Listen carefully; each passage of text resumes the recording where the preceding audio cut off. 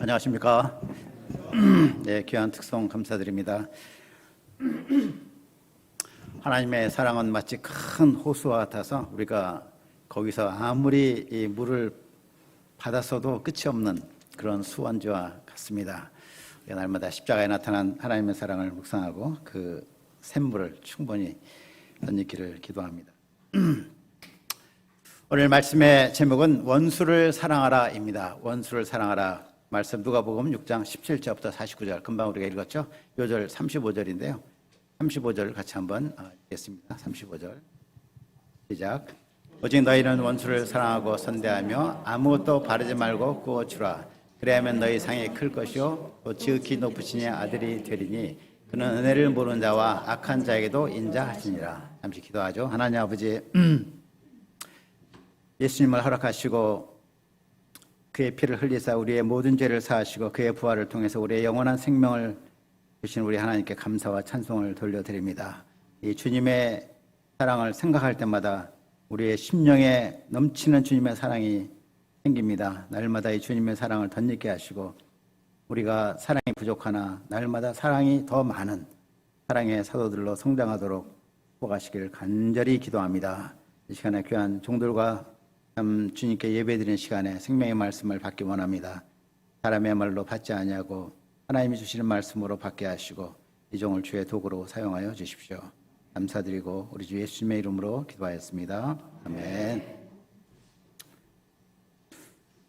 오늘 말씀 원수를 사랑하라. 이는 기독교의 상징과 같은 계명의 말씀입니다. 우리가 아는 손양원 목사님은 1948년도에 여순 반란 사건 때 자신의 두 아들이 죽었습니다. 그런데 그들을 죽인 학생을 용서했어요. 거기서 더 나아가 그를 위한 구명운동을 하고서 마침내 그를 자기의 양아들로 삼았습니다. 참으로 놀라운 사랑이었습니다. 그런데 이 말씀은 손양원 목사님 같은 분에게만 주신 특별한 계명의 말씀이 아닙니다. 우리 모든 신자들에게 주신 말씀입니다. 그래서 한편으로는 좀 부담이 돼요. 나 자신이 이런 말씀을 지킬 수가 있을까? 불가능하지 않은가 생각합니다. 그렇습니다. 우리 힘으로는 이 말씀을 지킬 수 없습니다.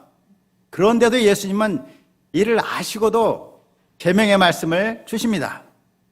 주님은 우리가 이러한 비범한 사랑을 소유한 백성으로 살아가기를 원하시는 것입니다. 이러한 사랑을 소유한 사람은 얼마나 행복할까요? 우리가 예수님의 우리에 대한 이 위대한 소망, 엄청난 소망을 이 시간 새롭게 영접하기를 기도합니다. 17절을 보겠습니다.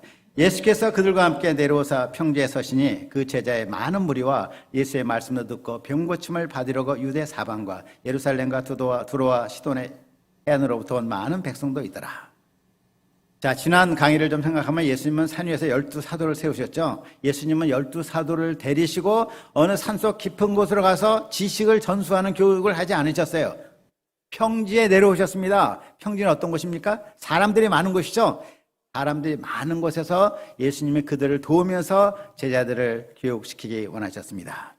자, 많은 무리들이 예수님의 말씀도 듣고 병고침을 받으려고 각처에서 쫙 나왔어요. 유대뿐만 아니라 이방 지역에서까지도 다 예수님께 나왔습니다. 예수님은 이런 그들을 부담스럽게 여기지 않으셨습니다. 천국 복음을 전파하시고 그들의 병을 낫게 해 주셨습니다. 특히 오늘 말씀은 어떤 점에서 중요하냐면 사도들을 세우시고 첫 번째 주신 교훈이라는 것이에요. 첫 번째 주신 교훈으로 그들이 이 교훈을 잘 듣고 그들의 영적 가치관으로 삼기를 원하셨습니다. 20절 상반절을 보겠습니다. 예수께서 눈을 들어 제자들을 보시고 이르시되, 자, 지금부터 주어지는 교훈의 1차적 대상이 누구죠? 제자들입니다. 그리고 많은 사람들이 함께 예수님의 말씀을 듣고 있습니다. 20절 하반절부터 23절은 복이 있는 세 부류의 사람에 대해서 말씀하십니다. 강약원 목사님이 한번 너희 가난한 자부터 거기서부터 23절까지 한번 읽어주시겠습니다.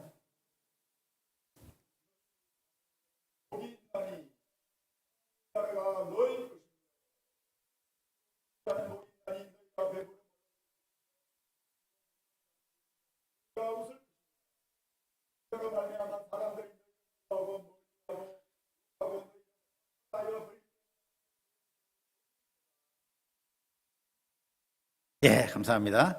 곧 뒤에 보면 그날에 기뻐하고 뛰놀라 하늘에서 너희 상이 큼이라 그들의 조상들이 선지자들에게 이와 같이 하였느니라. 예, 말씀 전하다 보면 우리 강야고 목사님이 참 좋아요. 제일 아멘을 잘하고 반응을 잘해. 아주 감성이 풍부하셔가지고 또 읽는 것도 아주 어른같이 쫙 도사님같이 읽으시지 않습니까? 자, 첫째, 너희 가난한 자는 복이 있나니 하나님의 나라가 너희 것이며 이렇게 말씀하십니다. 예수님은 먼저 가난한 자가 복이 있다고 하십니다. 여기서는 경제적인 가난을 말하는 것입니다. 이 말을 들은 제자들은 충격을 받았어요. 이는 그들이 가지고 있던 그 기존의 생각과 완전히 다른 것이기 때문에 그렇습니다. 그들이 알기로 믿음의 위대한 3대 조상 아브라함, 이삭, 야곱 모두 부자였습니다. 동방의 최고 부자 욥, 그도 의인이었습니다. 그들의 위대한 왕 다윗도 물론 왕이니까 부자였습니다. 당시 사람들은 실제로 물질적인 풍요를 하나님의 축복으로 여겼습니다. 구약 성경에 보면 그렇게 약속하신 것도 굉장히 많아요. 그런데 예수님은 가난한 자가 복이 있다 하십니다. 역설입니다. 이게 도대체 이해할 수가 없었어요. 그러면 가난한 자가 복이 있는 이유가 무엇입니까? 하나님 나라가 그들의 것이기 때문입니다. 예수님은 하나님의 나라가 너희 것이 될 것이다 라고 말씀하지 않으셨어요. 하나님의 나라가 지금 너희 것이다 라고 말씀하신 것입니다. 자, 그런데 여기서 우리가 오해하지 말아야 될 것은 예수님이 가난 그 자체가 복이 있다고 말씀하신 것은 아닙니다. 예수님이 가난을 찬양하며 내 말을 듣는 너희 모두들은 다 가난한 사람이 되어야 된다 하고 명령하신 것이 아닙니다. 가난한 자가 복이 있는 이유는 그가 하나님을 의지하기 때문에 그렇습니다. 가난한 자는 자기의 필요를 스스로 채울 수가 없습니다. 그래서 하나님께 나아가 그의 자비와 그의 도우심을 구합니다. 겸손히 하나님을 의지합니다. 그러다 하나님의 응답을 받습니다. 하나님을 체험하고 압니다. 하나님의 나라를 얻게 됩니다. 반면에 부유한 자는 의지할 수 있는 재력이 있습니다. 돈이 있습니다. 이 물질을 의지함으로 하나님께 나아가지 않습니다. 경제적 풍요함이 도리어 하나님께 나아가는데 장애물이 될 수가 있는 것이죠. 물론 여기서도 예수님의 재물 자체를 나쁘다고 하시는 것이 아닙니다. 그 재물이 사람들에게 미치는 영향력, 그것을 언급하고 계시는 것입니다. 재물은 사람들로 하여금 하나님보다 돈을 의지하게 합니다. 재물이 사들일 수 있는 게 뭐예요? 영적인 좋은 것을 재물이 사지 못해요. 재물이 사들이는 것은 세속적인 즐거움을 사들이는데 그런 것에 빠지게 만드는 영향력을 말씀하는 것입니다. 사실상 세상에서 물질적으로 다 부유한다가 다 만족한 것도 아니고 가난한 자라고 다 불행한 것도 아닙니다. 사람의 풍요와 빈곤의 문제는 오직 하늘의 복으로만 해결될 수가 있습니다. 예수님이 말씀하신 첫째 요점은 이러합니다. 가난한 너희는 복이 있다. 너희는 하나님을 의지하며 그의 약속을 기대하기 때문이다. 하나님을 모시고 사는 너희는 복이 있다. 둘째, 지금 줄인 자는 복이 있나니 너희가 배부름을 얻을 것이며. 지금이란 단어가 앞에 나와서 강조되고 있습니다.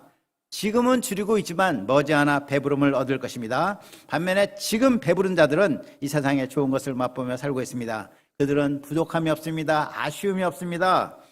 하지만 배부른 자들에게는 정작 가장 중요한 무엇? 하나님의 나라가 없습니다. 영원한 나라에 들어갈 수가 없는 것입니다. 셋째로 지금 우는 자는 복이 있습니다. 너희가 지금 우는 자는 복이 있나니 너희가 웃을 것이며. 본문의 맥락을 볼 때 여기서 우는 이유는 여러 가지가 있지만 바로 이어지는 구절에 설명되어 있습니다. 인자로 말미암아 사람들이 너희를 미워하며 멀리하고 욕하고 너희 이름을 악하다 하여 버릴 때에는 너희에게 복이 있도다. 세상 사람들은 예수님을 악하다 하여 예수님을 십자가에 못 박았습니다.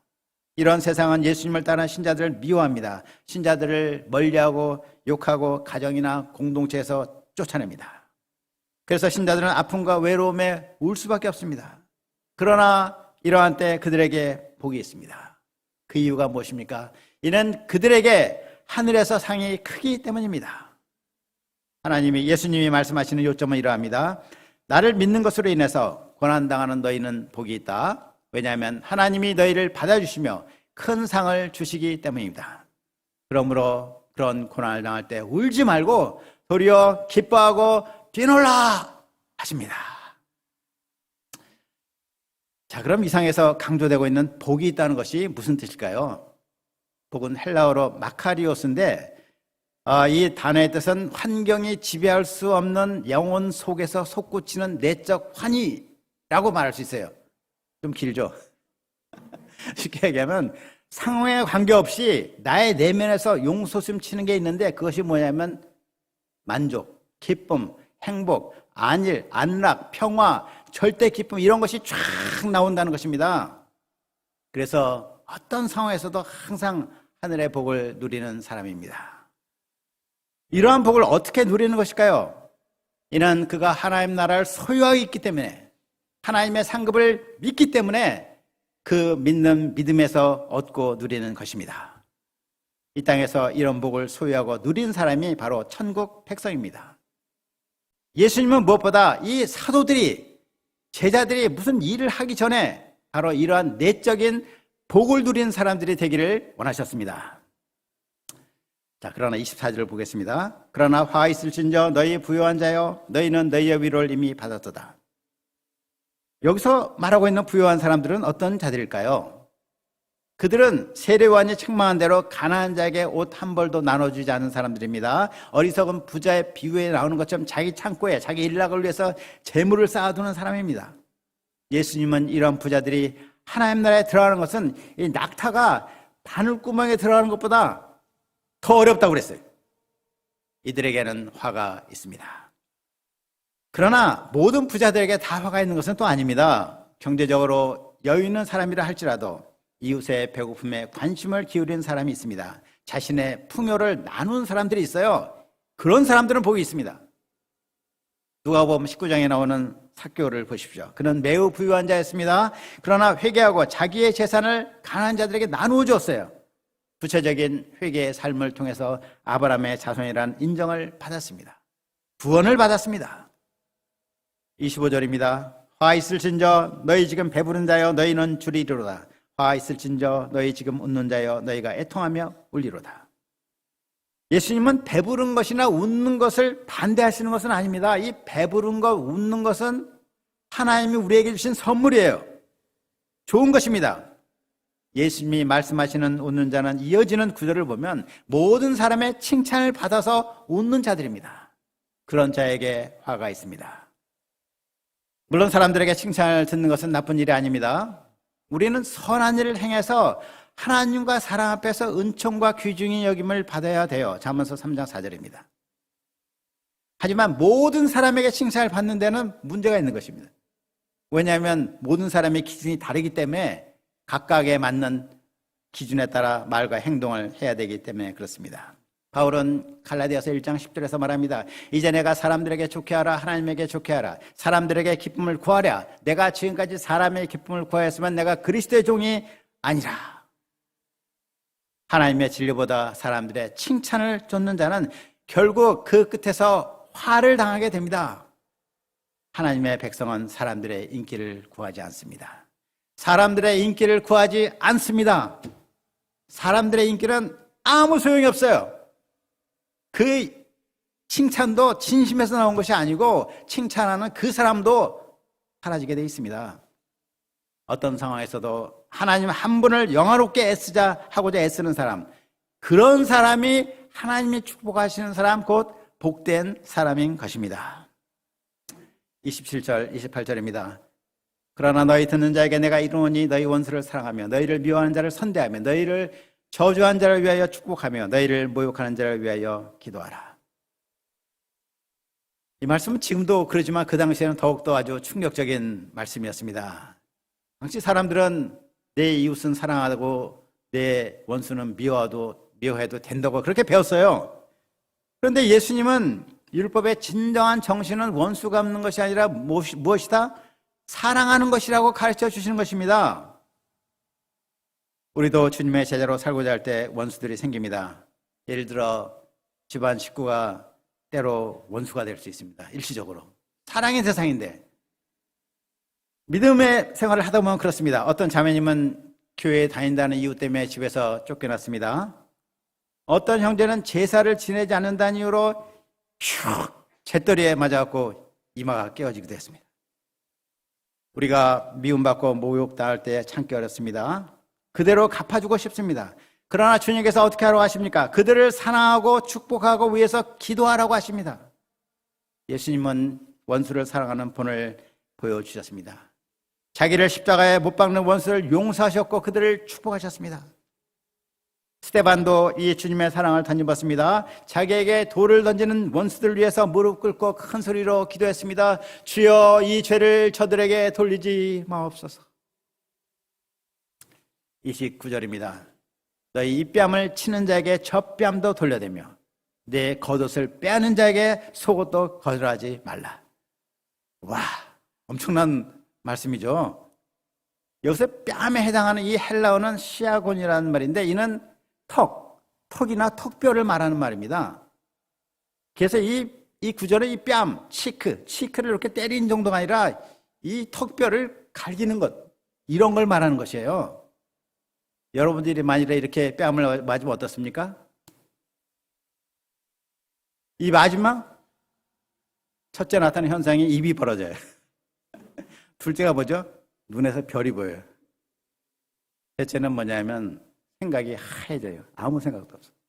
그 아무 생각도 없는 무의식 가운데서도 이 명령의 말씀이 들어가 있어 가지고 뺨을 맞을 때 왼밤을 돌려대라는 것입니다. 균형을 잡기 위해서 이렇게 도는 게 아니라 여기도 될 테니까 원하시면 때려주세요. 이러라는 것입니다. 이 엄청난 높은 수준을 지금 말씀하십니다. 여하튼 계속하겠습니다.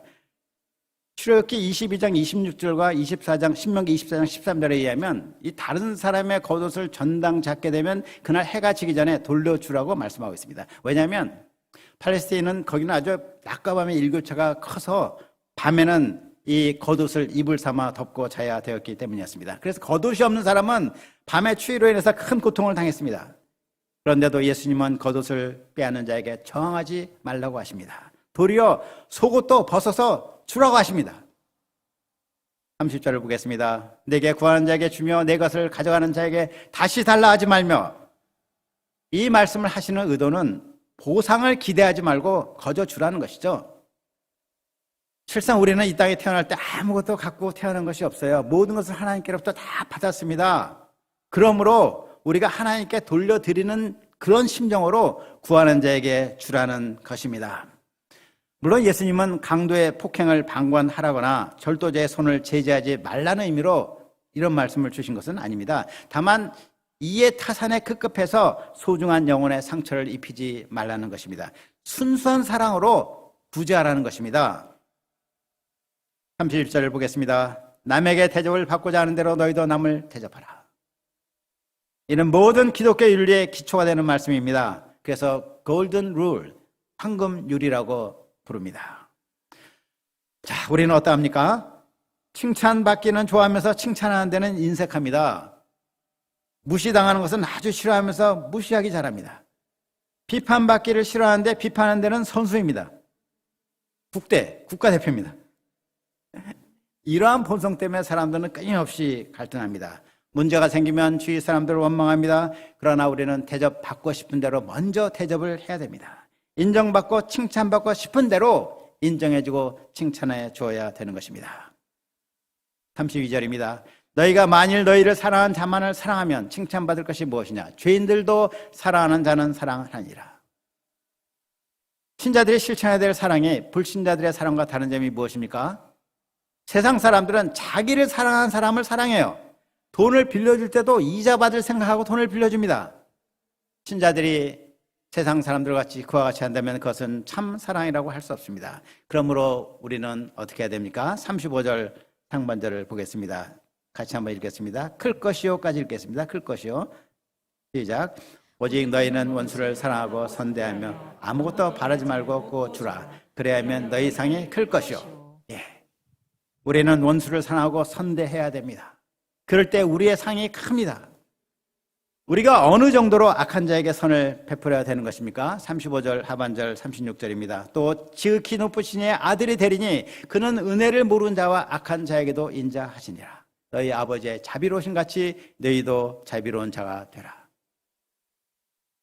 영어로 보면 Just as your father is merciful, be merciful 이렇게 되어 있는데 just as란 말은 바로 그와 같이 그 같은 수준으로 이렇게 말씀하십니다. 이 말씀은 우리의 윤리의 기준, 도덕의 기준이 어디라는 것이죠? 하나님이라는 것이에요. 하나님의 수준으로 행하라 하는 것입니다. 우리 하나님은 은혜를 모르는 자와 악한 자에게도 인자하십니다. 겨울에 눈이 내려요. 그만 소복소복소복 쫙 내려가지고 차별 없이 온 세상의 더러운 것을 다 덮어버립니다. 하나님의 인자하심이 그와 같습니다. 우리도 아버지의 인자하심 같이 자비를 베풀어야 되겠습니다. 자, 그러면 실제적으로 나에게 해를 끼친 사람을 어떻게 사랑할 수 있을까요? 나의 자존심을 심히 상하게 한 그 사람, 뭐 그런 사람들 다 한 번씩 다 있죠. 내게 그 실제적인 악을 행한 그 왼수에게 이 복수를 하지 않는다는 것은 쉬운 일이 아닙니다. 용서하는 것은 더욱 힘듭니다. 그런데 더 나아가서 그를 사랑하라고요?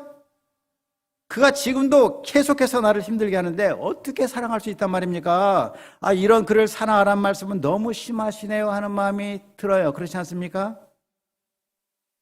그러나 예수님은 우리를 더 엄격한 율법으로 옥죄기 위해서 우리에게 멍에를 씌우러 이 땅에 오신 분이 아니십니다. 예수님은 복음 곧 기쁜 소식을 전하러 오셨습니다. 율법에 매여 눌린 우리를 자유하게 하러 오셨습니다. 물론 예수님은 위에 말씀하신 것처럼 우리에게 더 높은 수준의 율법을 가르쳐 주십니다. 그런데 기쁜 소식이 무엇입니까? 그 율법을 우리 힘으로 지키라는 것이 아닙니다. 예수님이 우리로 하여금 지키게 하시겠다는 것입니다. 그래서 그것이 복음인 것입니다. 자기 가족도 사랑하지 못하는 우리가 원수를 사랑할 수 있습니까? 없습니다. 불가능합니다. 그러나 우리가 예수님을 믿고 말씀에 순종하고자 할 때 예수님이 우리로 하여금 그 불가능한 일을 하게 하십니다. 우리 안에 영으로 계신 예수님이 우리를 통해서 그렇게 일하시는 것입니다. 요한복음 15장 5절로 말씀합니다. 너희는 나를 떠나서는 아무것도 할 수 없느니라. 빌립보서 2장 13절로 말합니다. 너희 속에서 일하시는 이는 하나님이시니 너희 속에서 일하시는 이는 하나님이시니 자기의 기쁘신 뜻을 위하여 너희에게 소원을 두고 행하게 하시나니. 우리 안에서 하나님이 일하세요. 우리에게 소원도 주세요. 그 소원에 따라 일하도록 우리에게 힘과 능력을 주시는 분이 하나님이십니다. 하나님은 우리에게 새로운 마음, 새로운 영을 주셔서 그렇게 하도록 하십니다. 이 얼마나 놀라운 사실입니까? 예수님의 모든 말씀, 신약 성경에 나오는 모든 말씀을 예수님이 우리에게 주시는 약속, 예수님이 행하시겠다는 약속으로 받아들이십시오. 우리가 주님의 말씀에 순종하고자 기도할 때 주님이 우리로 하여금 행하게 하십니다.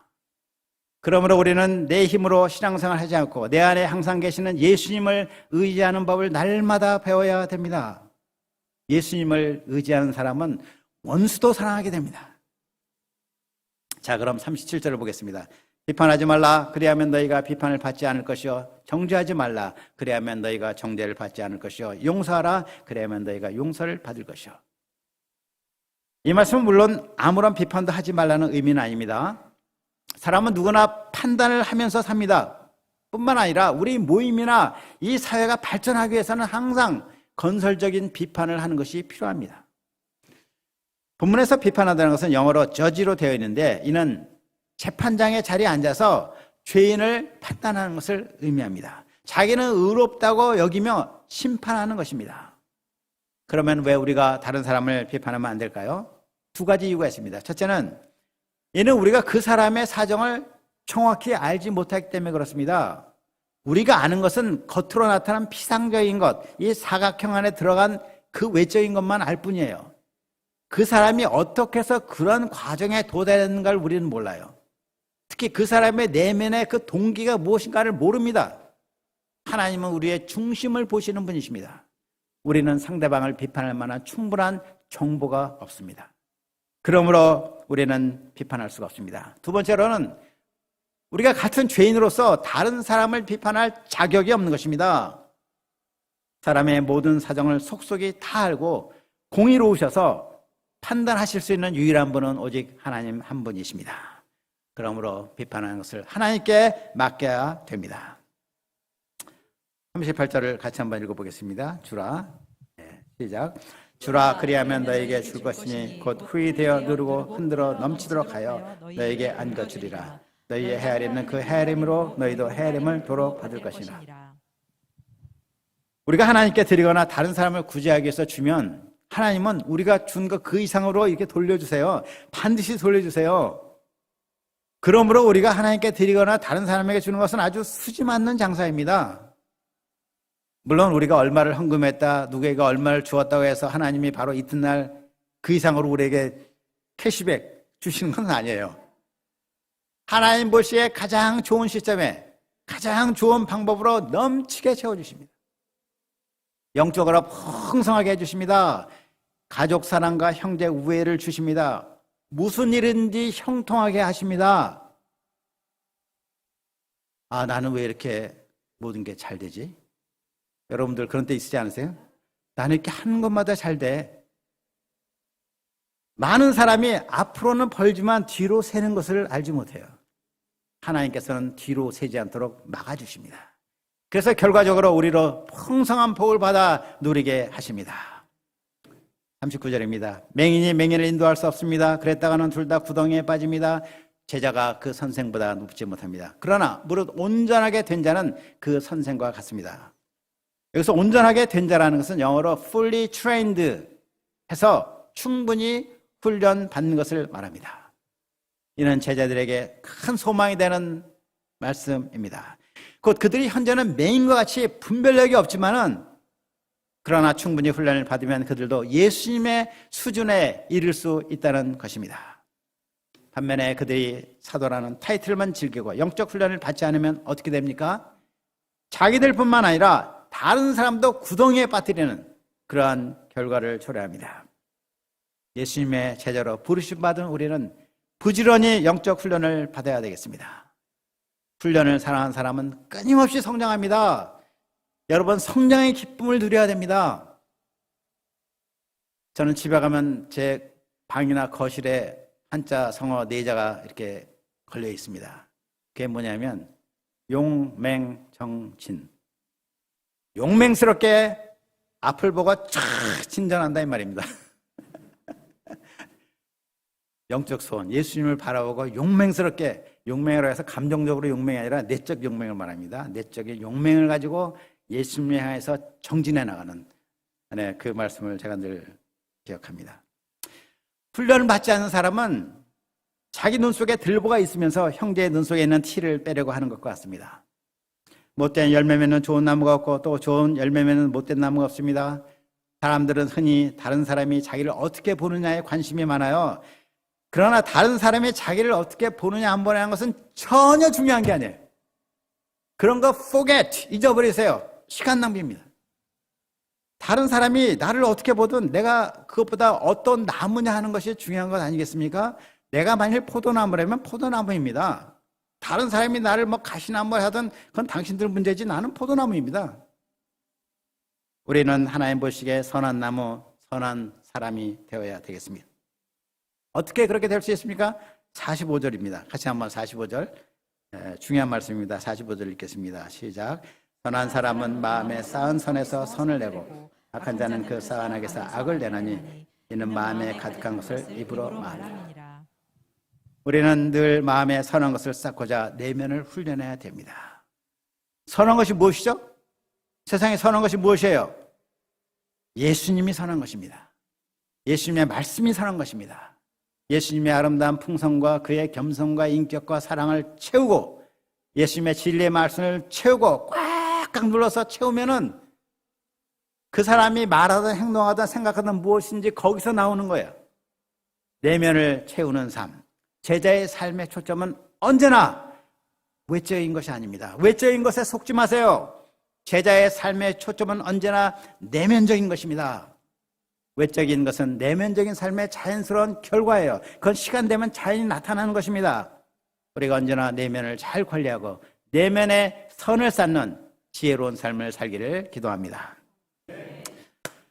자, 이상의 주옥 같은 평지 보호는 제자들에게 참으로 중요한 말씀이었습니다. 그러나 이와 같이 보물 같은 말씀이라도 듣기만 하고 실천하지 않으면 아무 소용이 없습니다. 이에 대한 말씀이 46절부터 49절이죠. 사람들은 예수님을 주여 주여 부르며 따랐습니다. 그러나 주님이 원하시는 것이 무엇입니까? 이는 주님의 말씀을 행하는 것입니다. 원수를 사랑하라, 비판하지 말라, 주라, 마음에 선한 것을 쌓아라. 아무리 많이 들어도 그 말씀을 실행하지 않으면 속위의 경을 일깁니다. 비판하지 말라 하신 한 말씀이라도 온 힘을 다하며 기도하고 순종할 때 열매를 맺습니다. 그와 같은 사람이 누구와 같습니까? 그는 마치 집을 짓 때 깊이 파고 추출을 반석에 놓은 사람과 같습니다. 그 집은 든든하게 섭니다. 사납게 흐르는 탕류가 부딪힙니다. 그러나 그 집은 끄떡이 없습니다. 그러나 예수님의 말씀을 듣고도 행하지 아니한 자는 누구와 같습니까? 추추 없이 흙 위에 집을 지은 사람과 같습니다. 홍수가 나고 탕류가 몰아칩니다. 그의 집은 곧 와르르 무너집니다. 말씀을 머릿속에만 쌓아두고 실천하지 않으면 아무런 유익이 없습니다. 그러므로 우리는 경외심을 갖고 실천하기를 힘써야 되겠습니다. 말씀을 순종하고 실천하는 것은 자기에게 손해가 되는 일이 아니에요. 가장 자기를 잘 돕는, 자기 자신을 축복하는 길입니다. 네, 오늘 말씀의 결론입니다. 제자의 삶의 초점은 내면적인 것입니다. 외적인 행위보다 마음에 선한 것을 쌓기에 힘써야 되겠습니다. 마음에 예수님을 쌓고 예수님의 말씀을 쌓는 자가 참된 제자입니다. 그런 사람은 결국 원수도 사랑하게 됩니다. 그 사람 안에 계신 예수님과 진리의 말씀이 그를 다스리기 때문입니다. 주님께서 우리 각자에게 큰 소망을 두시고 원수도 사랑하는 사람들로 키워가시는 것을 인해서 깊이 감사를 드립니다. 우리가 이 소망의 주님을 바라보며 날마다 예수님 배우기 힘쓰는 제자들로 축복해 주시기를 간구합니다. 아멘. 기도하겠습니다. 하나님 아버지, 사도들을 세우시고 이 첫 교훈으로 이 위대한 평지부음 말씀을 주신 것을 감사합니다. 너무너무나 주옥같이 귀한 말씀입니다. 이 모든 말씀의 포인트가 제자들이 내면에 선을 쌓고 예수님을 쌓고 진리의 말씀을 쌓도록 하시는 말씀인 것을 깨달았습니다. 저희도 날마다 외적인 것에 속지 아니하고 내적으로 주님을 배우고 말씀을 담는 그러한 제자의 삶을 살도록 축복해 주시기를 기도합니다. 감사드리고 예수님의 이름으로 기도합니다.